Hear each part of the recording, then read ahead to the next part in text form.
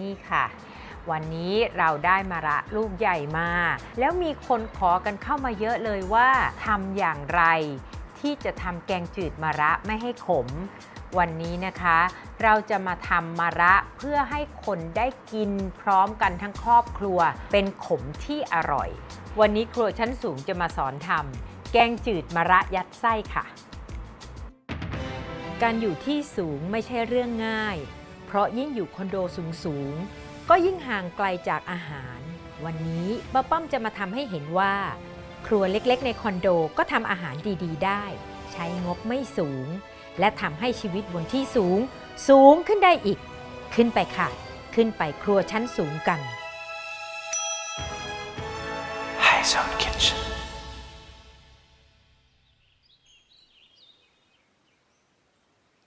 อาหารที่ทำจากมะระเนี่ยนะคะมักจะเป็นที่ขยาดของเด็กๆทุกคนวันนี้นะคะป้าป้อมจะมาบอกความรู้เท่าที่ป้าป้อมรู้จากแม่มาให้ทุกคนทราบเพื่อทำให้มะระเนี่ย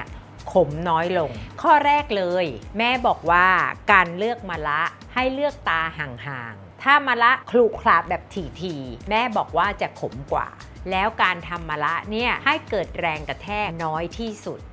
ป้าป้อมขอเริ่มต้นจะต้มน้ำซุปด้วยซี่โครงหมูอ่อน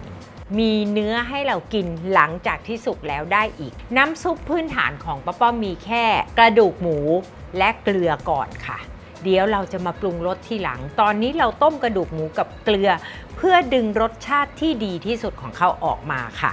มีอีกอย่างหนึ่งที่จะทำให้น้ำซุปหอมนั่นก็คือเห็ดหอมค่ะใส่ลงไปต้มในน้ำซุปเลยค่ะจากนั้นนะคะเราก็ใส่เกลือลงไปพอประมาณค่ะเมื่อเดือดอีกครั้งหนึ่งนะคะให้ลดไฟลงมาเป็นไฟกลางเกือบจะอ่อนเลยค่ะการต้มน้ำซุปเนี่ยอย่าต้มไฟแรงอย่าปิดฝาเคี่ยวหมูเข้าไปเรื่อยๆให้ทุกอย่างในนั้นออกรสที่ดีที่สุดระหว่างที่รอต้มน้ำซุปนะคะป้าป้อมจะมาจัดการกับมะระและไส้ที่จะยัดเข้าไปข้างในค่ะป้าป้อมชอบเนื้อหมูที่มีสัดส่วนของเนื้อแดงกับมันหมูประมาณ 70% ต่อ 30% ค่ะจากนั้นทุกคน3เกลอของป้าป้อมครั้งก่อนๆเราทำ3เกลอไว้เยอะเลยใช่ไหมคะที่ป้าป้อมบอกว่าให้เก็บใส่พิมพ์แช่น้ำแข็งนี่ค่ะเมื่อเวลาอยากจะใช้แกะออกมาใช้ได้เลยค่ะพอเขาละลายแล้วสีสันของเขาก็ยังสดใหม่3เกลอเนี่ยแล้วแต่ชอบเลยป้าป้อมก็จะกะใช้ไปประมาณสัก1ช้อนโต๊ะครึ่งค่ะอีกตัวหนึ่งที่จะช่วยให้หมูมีความนุ่มเราใส่ไข่ไก่เข้าไป1ฟองค่ะเราปรุงรสด้วยซอสถั่วเหลืองปรุงรสนะคะ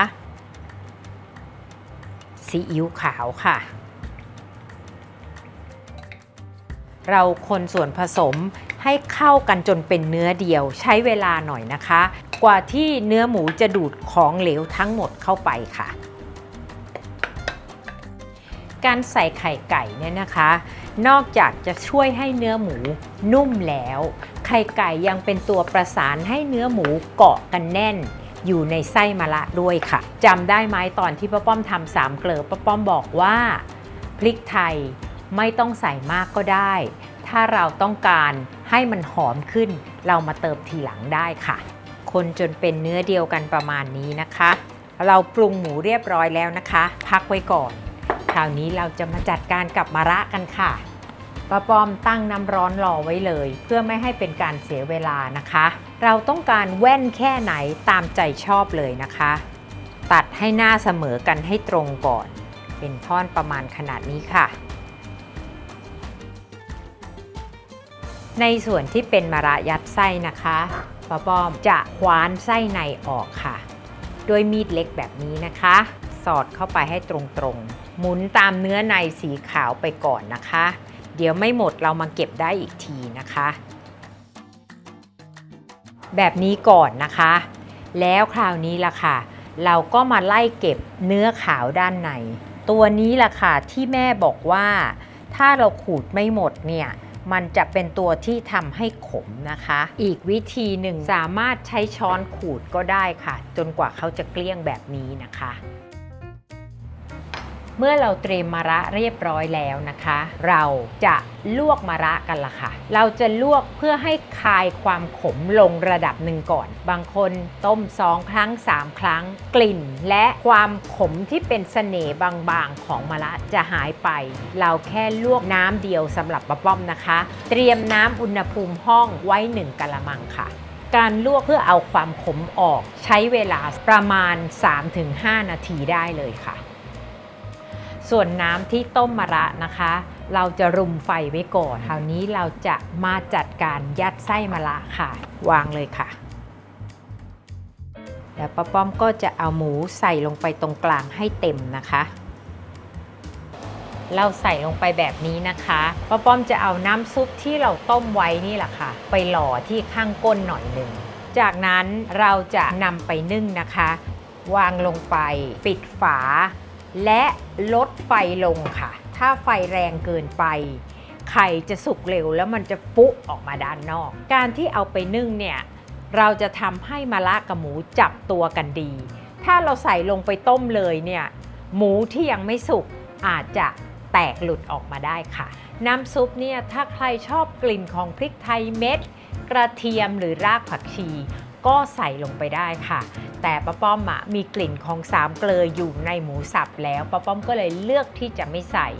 ตอนนี้นะคะตัวน้ำซุปก็ค่อนข้างใสมากๆเลยค่ะ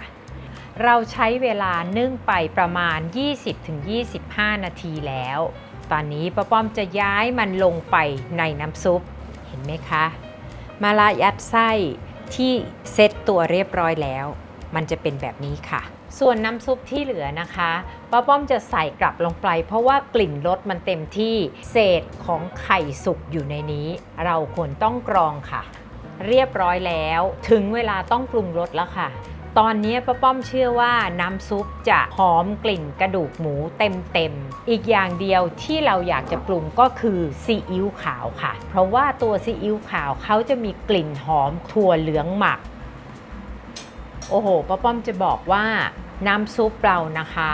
ความเกลือความอูมามิเกือบจะสมบูรณ์ค่ะเติมซีอิ๊วขาวอีกแค่ไม่มาก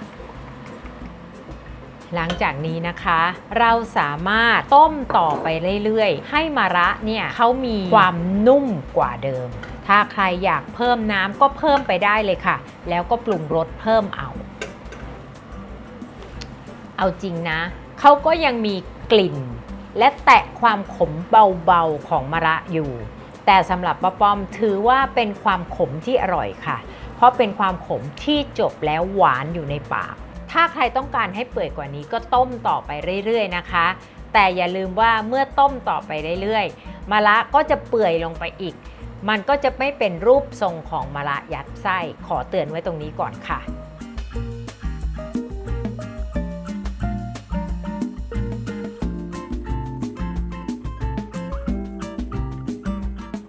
นี่แหละค่ะแกงจืดมะระยัดไส้ของป้าป้อมไม่ยากเลยใช่ไหมคะแค่รู้จักวิธีจัดการกับมะระก็จะทำให้อิ่มอร่อยได้ทั้งครอบครัวแล้วค่ะเก็บครัวเสร็จแล้วก็มากดกระดิ่งกด Subscribe ไว้นะคะเพราะว่าครัวชั้นสูงยังมีอีกหลายเมนูจะได้ไม่พลาดกันค่ะ